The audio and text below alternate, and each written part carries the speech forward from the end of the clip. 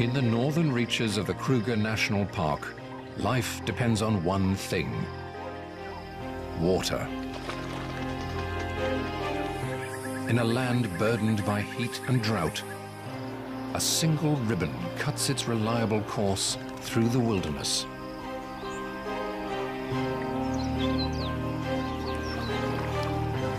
It's a lifeline to all creatures, great and small. In the height of the dry season, everything must come to the river. From dawn to dusk, animals converge on the banks of the Luvuvu as it winds its way through the many habitats of an area known as Pafuri.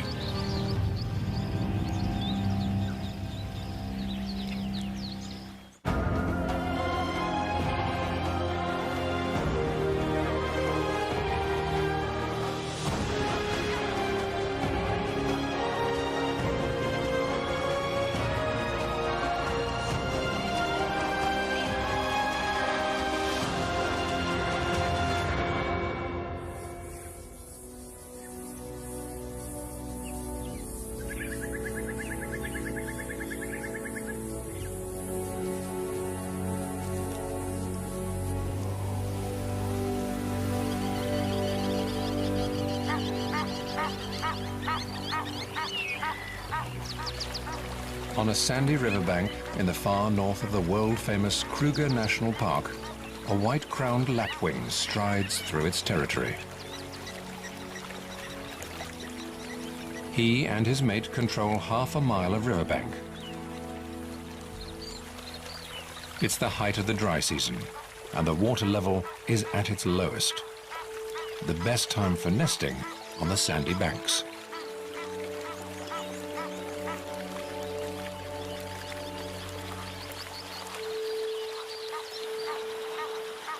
The Lapwings River is called the Luvuvu, and it flows through a very special piece of wilderness known as the Pafuri.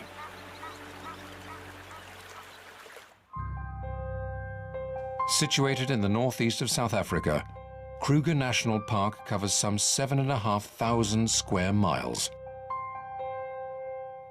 The Pafuri lies in the most northerly reaches of this expanse. It's sandwiched between two rivers, the Limpopo to the north and the Luvuvu to the south.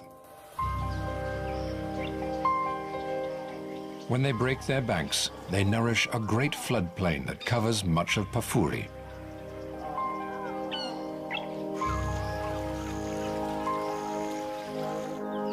Here, lush lowlands feed herds of grazers, and iconic forests grow tall and green.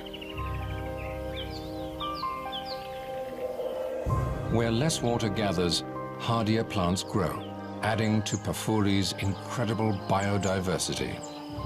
Although it makes up just 1% of Kruger's total area, Pafuri is home to 75% of all the greater park species. Among these, some creatures stand out. From species rarely seen in the rest of the reserve, to great herds of its iconic characters.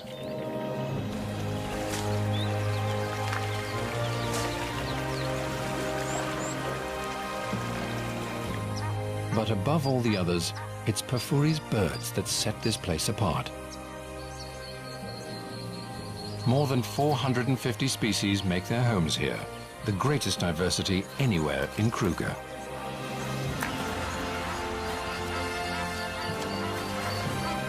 For many tropical African species, this is the most southerly extent of their range. It's midwinter and the height of the dry season. After a protracted drought, the great Limpopo River stands dry.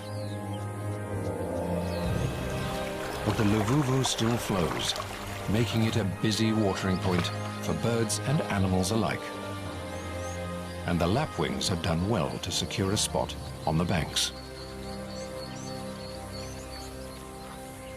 For almost all wildlife, each day includes a trip to the river during this trying time of year.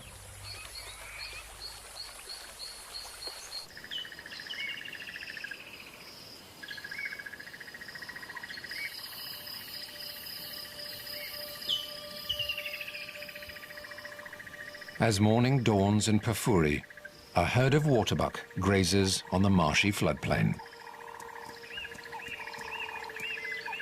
With the males weighing up to 550 pounds, these are among Africa's most heavy-set antelope. They fuel their bulk by feeding on the most protein-rich grasses and herbs they can find. And during the dry season, it's the floodplain that provides. All this protein builds up a thirst, and waterbuck are among the most water-dependent of all antelope. As the day heats up, they'll move down to the Luvuvu to drink.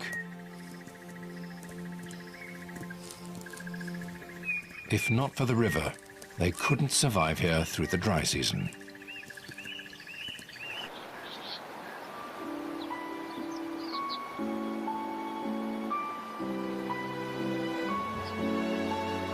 The river flows from west to east across the park, shaping the landscape and attracting its wildlife.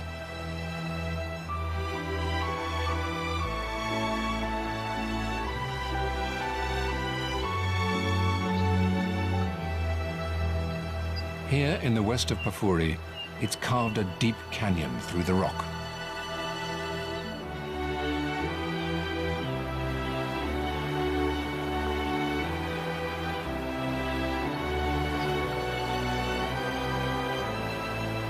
Known as Lana Gorge, it's testament to the Luvuvu's steady flow over the millennia.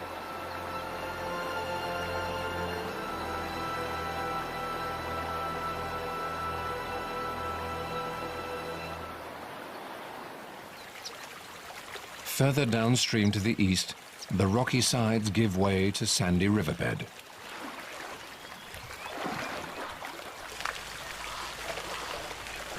Here, a young bull elephant has arrived early to quench his thirst.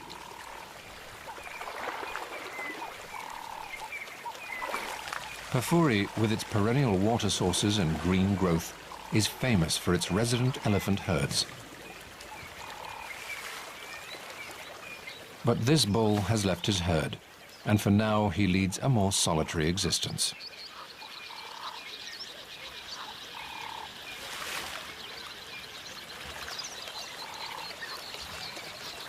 Social contact is an integral part of elephant life, and he will have spent his first 15 years in the company of his mother, siblings, aunts and cousins.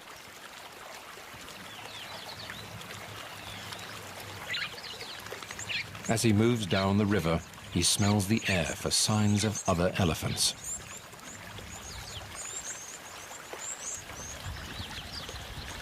If he can find a group of other bachelors, he may join them for the sake of companionship.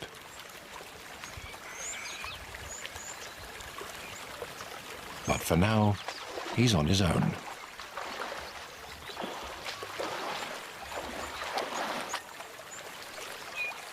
Just downstream, another group of social creatures makes their home.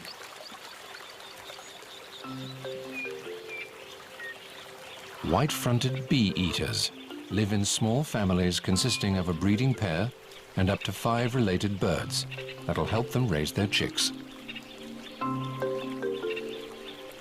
In a few months, when early summer brings the rains, they'll dig more nests like these into the riverbank to lay their eggs. The rain will trigger a flush of insect life, and there'll be plenty of food to feed their chicks. For now, the adults can support themselves on the insects around the river.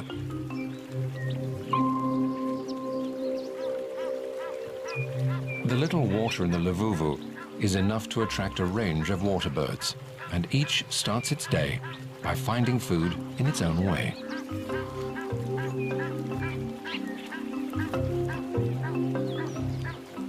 A pair of African jacanas treads delicately at the water's edge.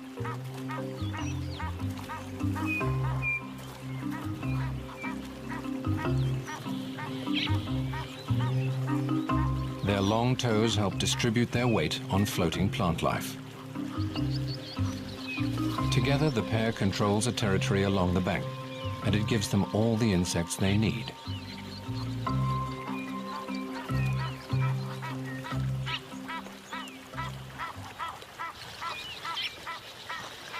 A pair of Egyptian geese forages on aquatic plants growing in a stream.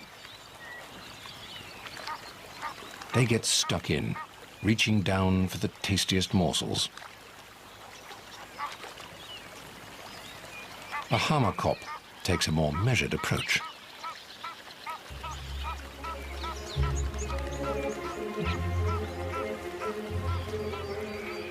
He's after creatures living among the river vegetation.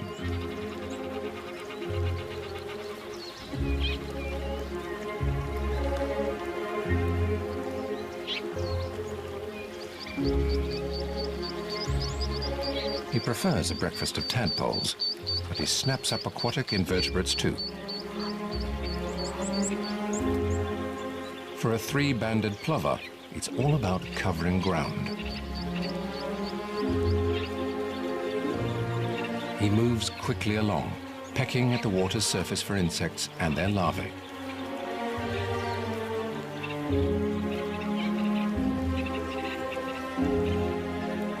It'll take a lot of this tiny prey to fill his belly.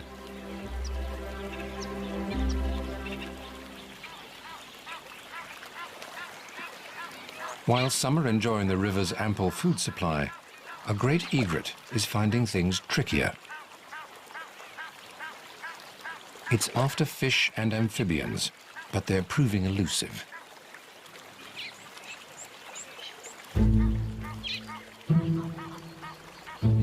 Perhaps another spot will be more productive.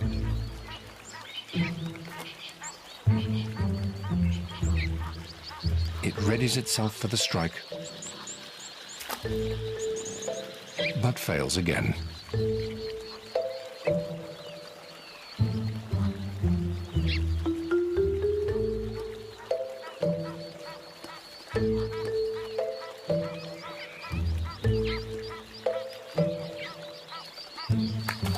With one last effort, he comes up with a morsel. It's not much, but it's a start. While most of the birds feed on small life, there are others here looking for bigger prey.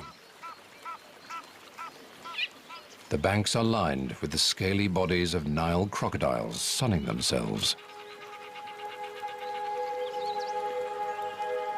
Since the Limpopo River to the north dried up, many of the resident crocs have moved into the Luvuvu. Here the water still flows deep enough to sustain them. They're best known for ambushing prey from beneath the surface. But crocodiles will feed on fish too.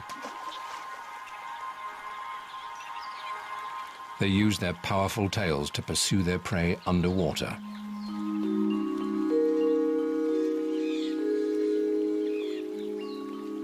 Despite their fearsome appearance, many other creatures seem comfortable in the presence of the crocodiles.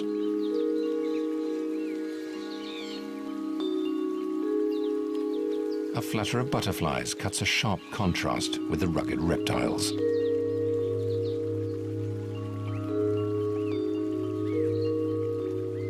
They're gathered to filter nutrients from the bank's muddy puddles.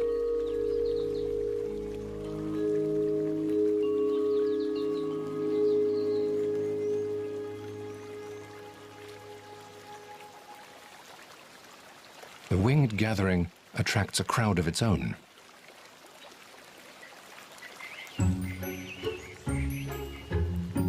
Bee eaters. The picky birds scrape the wings from their prey before devouring them.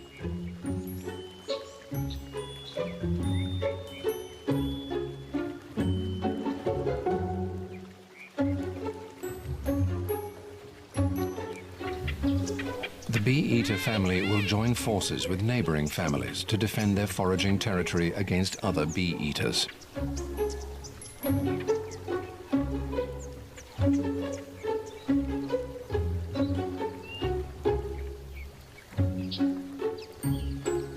The river's water is a magnet to insects in the dry season, and the bee-eaters can't risk sharing their private food store.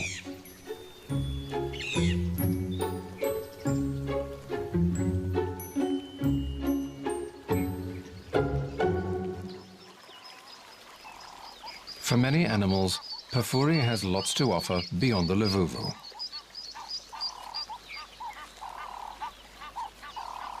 The teenage bull leaves the river to make his way through the bush, looking for companions.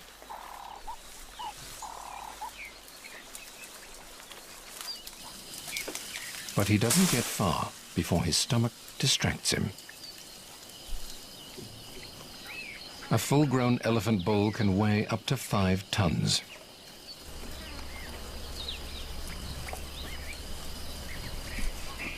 His dinner plate-sized feet are specially evolved to support this massive weight, with thick cushions of fatty and fibrous tissue to absorb the pressure.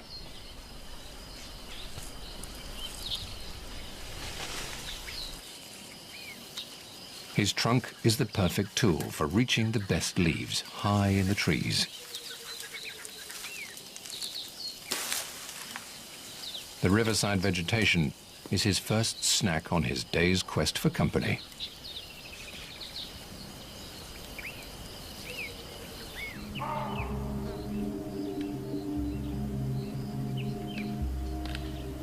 Pafuri has other food reserves in plenty for an elephant,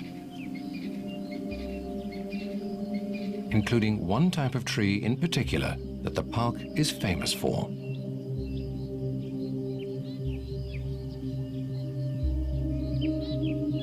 Known as fever trees, their smooth yellow-green bark is unmistakable.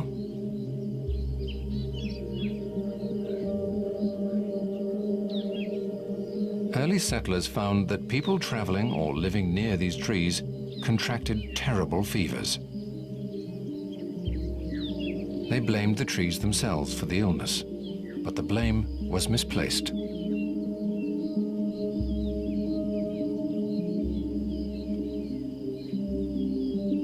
Fever trees favor moist areas and often grow near swamps, the favorite breeding grounds for the real culprits, malaria-carrying mosquitoes.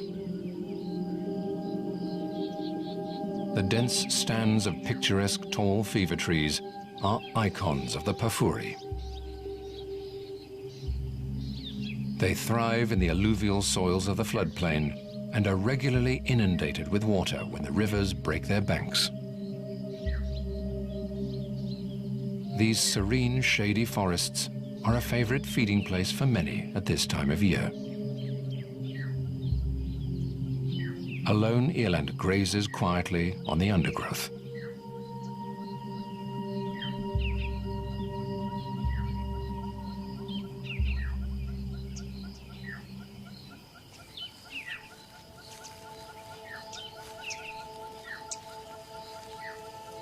Not far away, a massive elephant bull disturbs the peace.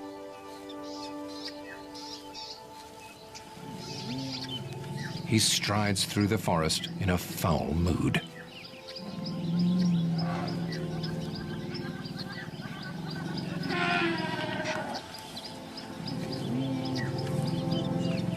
And it soon becomes clear why.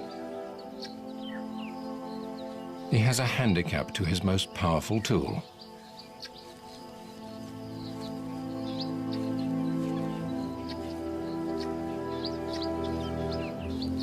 It's an old injury to his trunk, possibly caused by a crocodile's jaws, but more likely, a poacher's snare.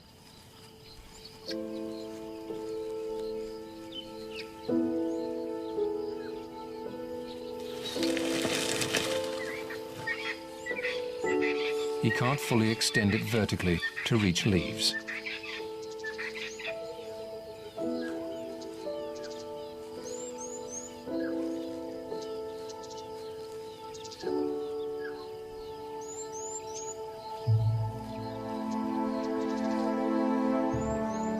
But like all elephants, he has the strength to bring them down to his level.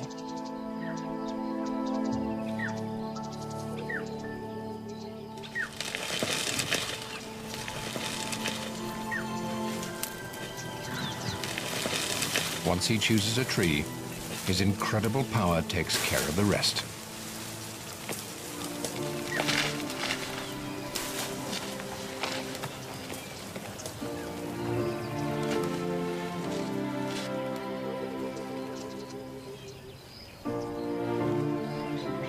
With the leaves at ground level, he's finally able to satisfy his agitating hunger.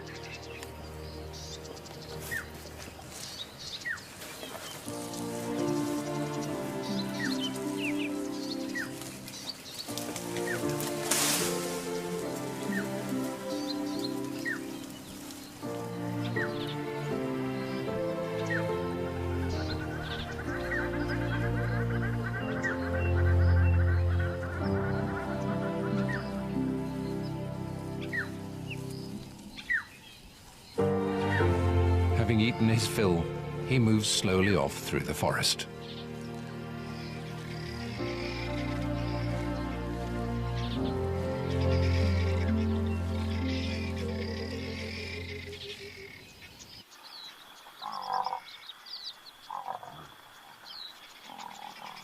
Beyond the fever trees, a herd of African buffalo grazes out in the open. The grasses grow tall on the floodplain, but they're dry and tough at this time of year. This doesn't faze the buffaloes. They prioritize quantity over quality and can subsist on coarser fodder than most grazers.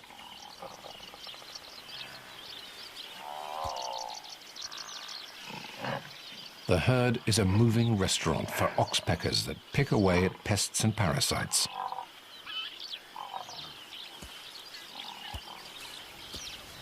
Despite the adults' impressive horns, the herd is wary of predators, for the buffaloes have youngsters with them. Eventually, they've had enough time in the open and head for the cover of Mopani thicket. These dense woodlands thrive on Pafuri's higher ground and add yet another habitat to the park. Mopani is well known for its ability to withstand dry conditions. In the heat of the day, the butterfly-like leaves fold close to reduce the surface exposed to the sun and minimize water loss from evaporation. They're also a fantastic source of protein for Pafuri's animals. But today it's a brown snake eagle that makes best use of the golden trees. It could perch up here for hours, searching its surroundings with piercing eyes for its favorite prey of snakes. When it spots one, it'll swoop down from its perch, crush the snake's spine, and swallow it head first. For now, it stretches its feathers leisurely and surveys the comings and goings below. With raptors like these around, Pafuri's smaller inhabitants must keep a careful eye out.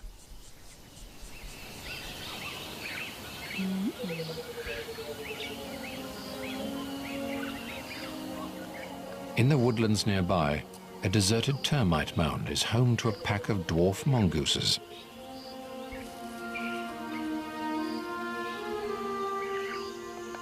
As the day heats up, the adults emerge from their burrow, one by one.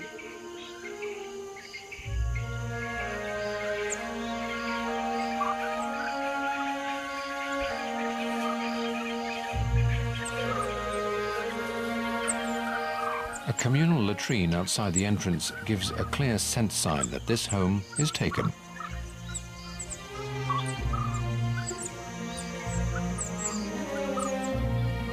At less than 8 inches long, they have little defense against predators. But the family of 14 watches each other's backs.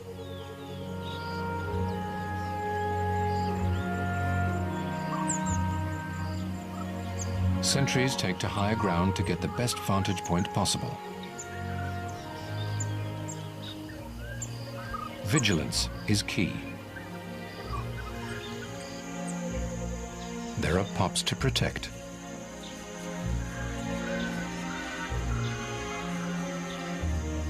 They're the offspring of the dominant male and female, and they're around 6 weeks old.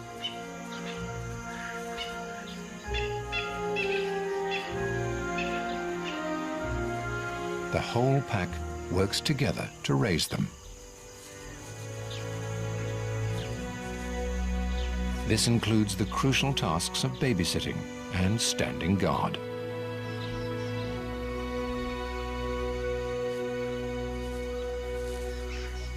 Subordinate females help suckle the young, some without ever having been pregnant themselves.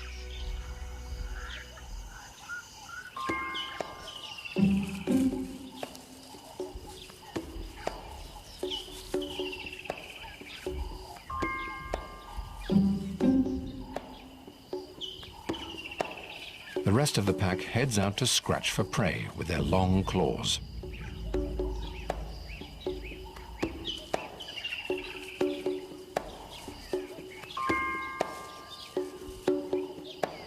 In the undergrowth of the dry woodland, there's plenty of food to be had.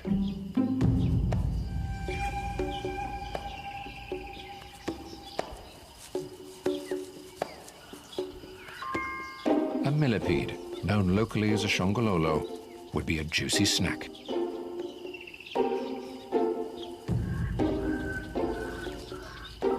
Despite its many legs, it's a slow mover. It must make good its escape before the mongooses sniff it out.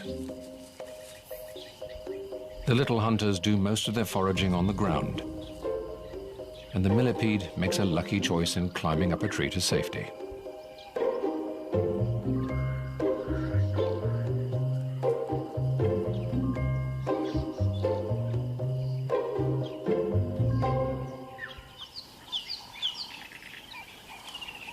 While the mongooses carry out their scuttling hunt, others plod slowly and steadily through the morning.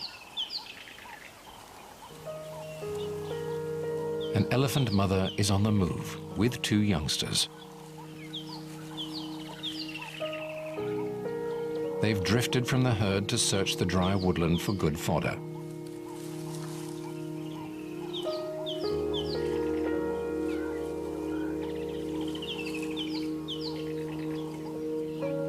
Only the younger calf is the cow's offspring. It stays close to her for safety at all times.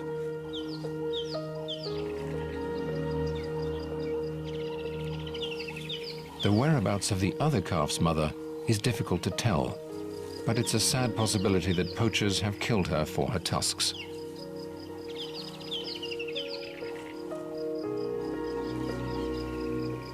The 3 must rejoin their extended family soon. There are lions in Pafuri, and protection within the herd is crucial for young elephants.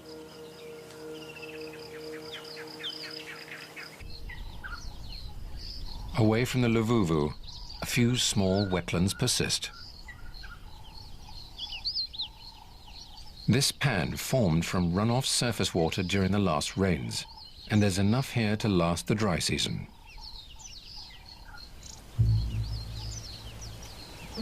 It's attracted 6 big bulls.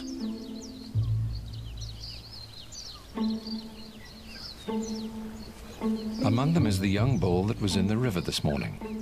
The gathering at the water offers him some company at last. The heavyweight with the injured trunk is here too. Neither can compete with the biggest of these bachelors. He wears a tracking collar, and researchers have been following him for the last 10 years.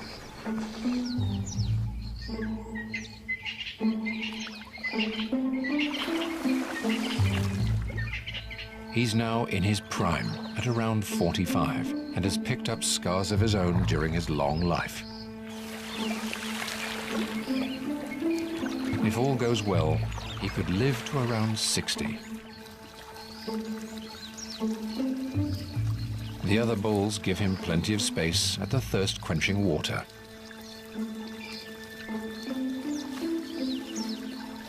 The bull with the wounded trunk has learned to live with his handicap. To get maximum suction, he dips his trunk into the water at an angle. This closes the wound, so he's not sucking in air. But when he sprays it into his mouth, it's a losing battle.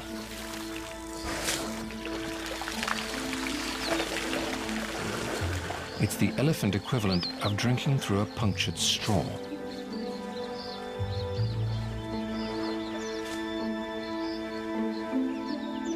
With this constant impediment, his agitated state from earlier in the day is easy to understand.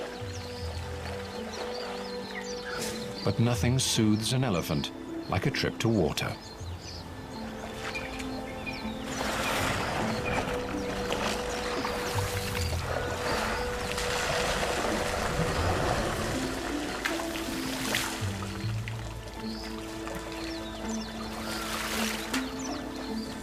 And it always involves a good splashing.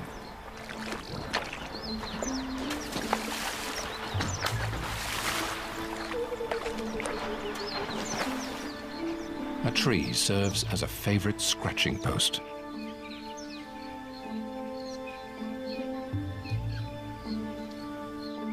And a final layer of dust will protect against the hot afternoon sun.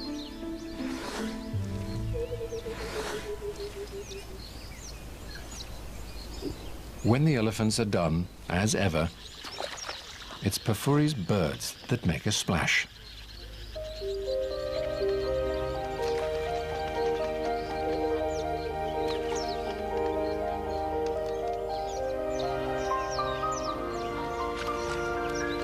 Fork-tailed drongos bathe themselves by plunging briefly into the water before flying off. It's the epitome of going for a quick dip.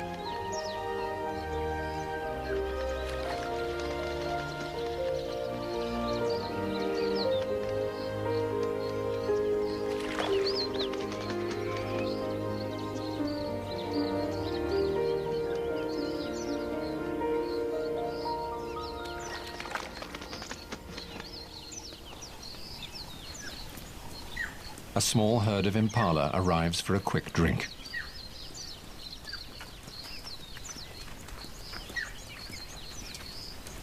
They're vulnerable with their heads down at the water and move swiftly on. As the midday heat sets in, many in Pafuri seek out water.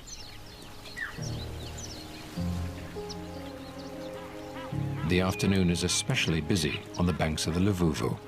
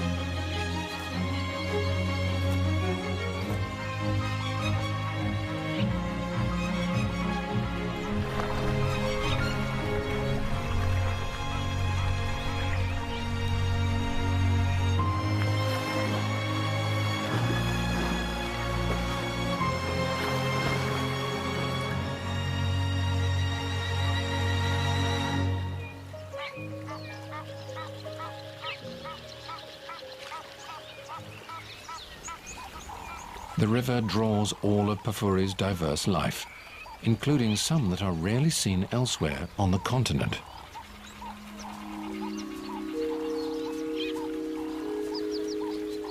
Nyala are particularly shy antelope, sticking to densely wooded areas, usually near water.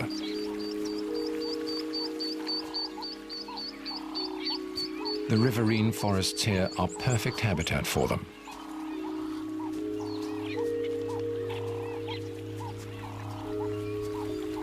As thirsty as they may be, they're cautious around the water. This is crocodile territory. Across the river, a female Nyala has arrived with her 2 offspring. They're just as cautious as the males, and for good reason.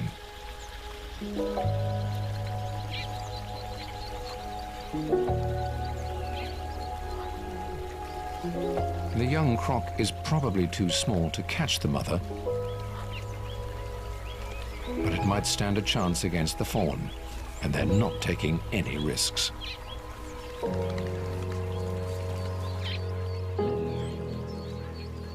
Downstream, the shaggy waterbuck have arrived with their young too. Even in the winter, temperatures can top 80 degrees Fahrenheit.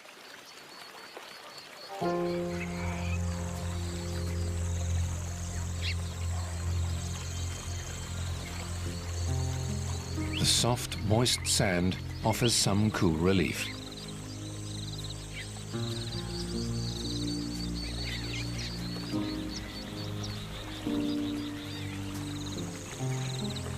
Most of the water come with company, but an old buffalo bull has arrived alone. He's retired from the competition of herd life and no longer has to wait for hundreds of herd mates to quench their thirst before he moves off. He's not the only old male on the banks. The warthog boar's huge facial lumps are testament to his age.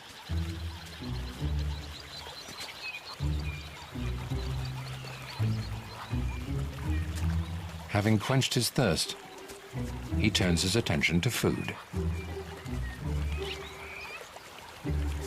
Green grass is hard to come by this deep into the dry season, and the warthog seize the opportunity for a good meal.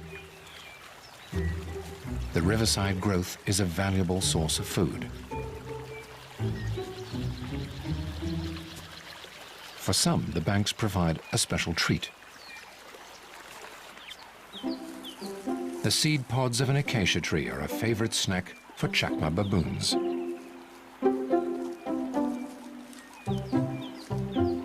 With arms as long as their legs, baboons have evolved to walk on the ground more than any other monkey.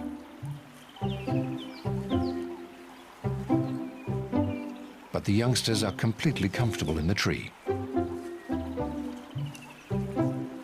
even as they pick their way between the thorns.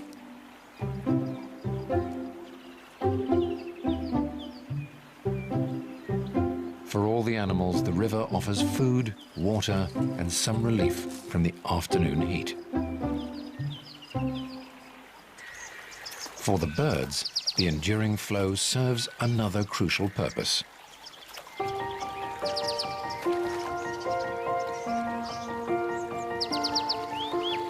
Most birds must bathe to keep their feathers in tip-top condition for flying.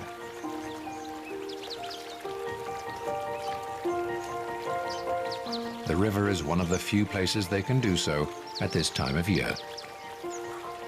And they take full advantage of the cleansing flow. A white-crowned lapwing indulges in an afternoon bath.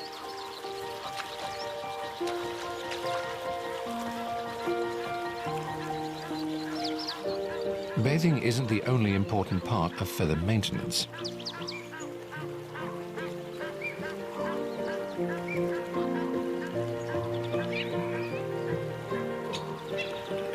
Others along the river preen to remove dust and parasites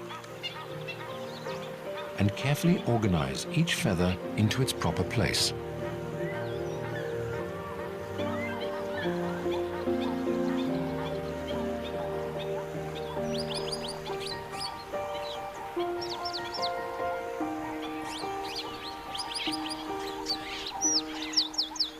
A woolly-necked stork is one of the bigger birds on the river today, but it's dwarfed by its cousin, the saddle-billed stork.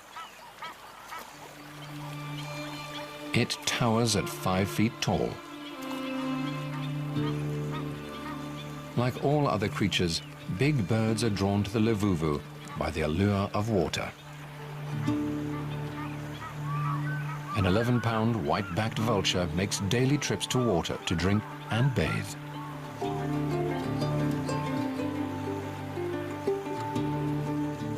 But among all of Pafuri's birds, one species rules the roost. As their name suggests, African fish eagles specialize in catching fish. Unlike the smaller birds, the low-flowing river offers them little in the way of food here. But the eagles are resourceful. They prey on a variety of smaller life, including water birds.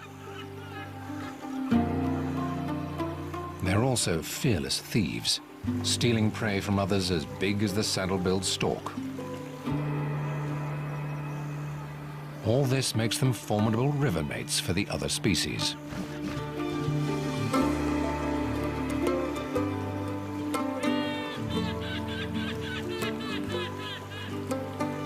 Like all here, they too must drink.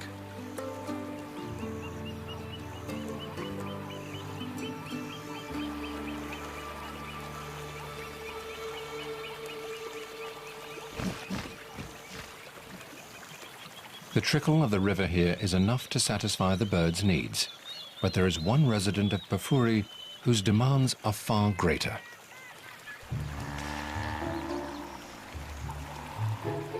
Hippos need water deep enough to submerge their great bodies entirely. During the dry season, there are few places in Pafuri where this exists. Where the Luvuvu meets the dry bed of the Limpopo, in Pafuri's easternmost corner, it has formed a natural dam deep enough for a pod of hippos.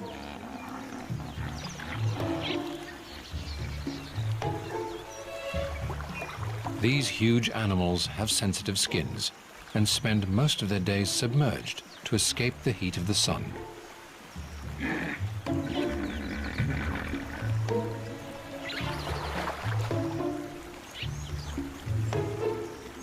This bull is in charge here. Should he need to assert his control, he can open his jaw to 150 degrees, bearing 20-inch long tusks.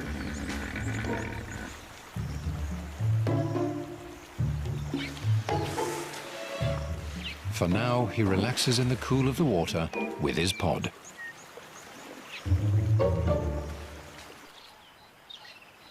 At the end of the Luvuvu, the riverbed of the Great Limpopo shines white under the afternoon sun.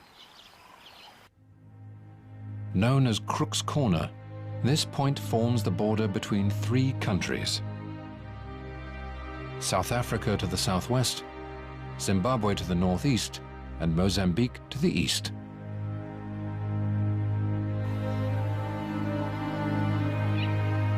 Here the Luvuvu River reaches its end.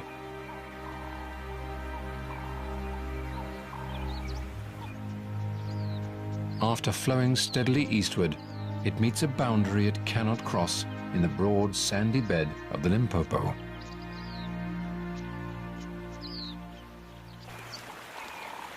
For the creatures of Pafuri, the Luvuvu has done its job, providing water through another hot, dry day.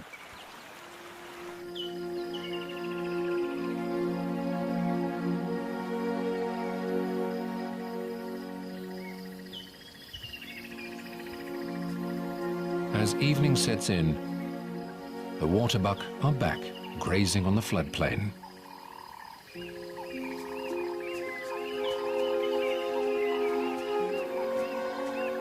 They enjoy the cool, calm end of the day.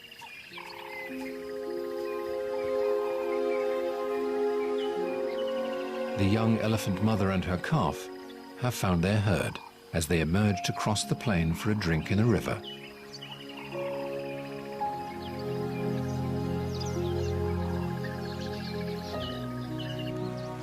On the Luvuvu's banks, the baboon troop spends a little time by the water before heading into the treetops to sleep.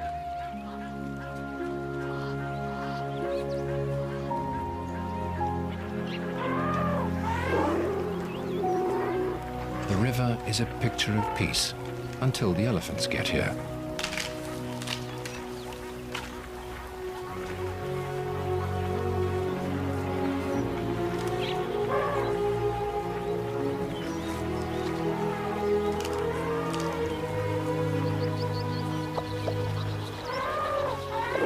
The cool, soft sand is welcome relief after the long, hot day.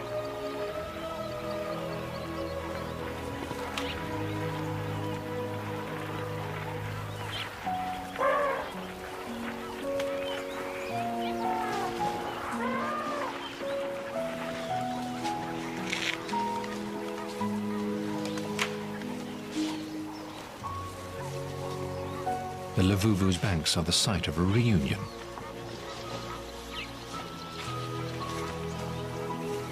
The older calf from earlier has found its mother and enjoys the river by her side.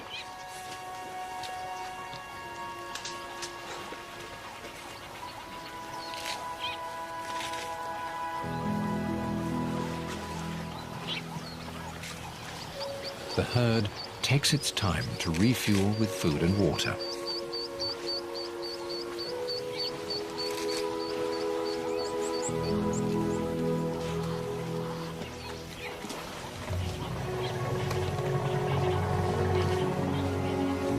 As long as the Lavuvu continues to flow through this special reserve, Pafuri's creatures will thrive despite the rigors of the dry season.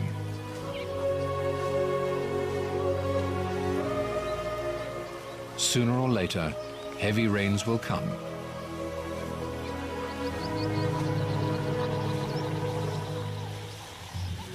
The Limpopo will flow once more, and floodwaters will inundate the plains to spur new growth. Until then, the elephants and others will find all they need along the banks of the Pafuri's everlasting lifeline.